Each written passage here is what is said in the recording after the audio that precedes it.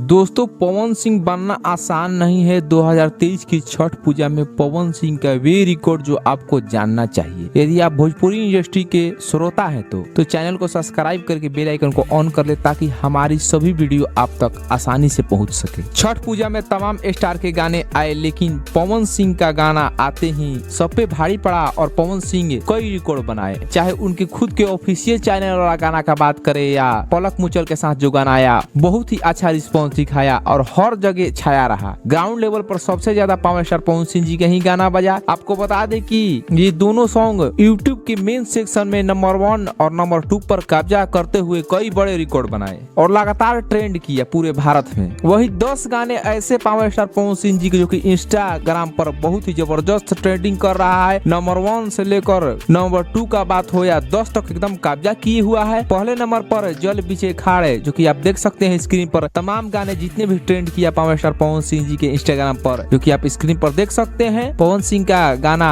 पूरा कहर ढाया रहा छठ पूजा में ट्रेंडिंग लिस्ट में और अभी भी ट्रेंड कर रहा है, जाकर आप देख सकते हैं इंस्टाग्राम पर। तो आपको इस साल किस स्टार का गाना सबसे ज्यादा अच्छा लगा, आप कमेंट करके अपना प्रतिक्रिया दीजिए।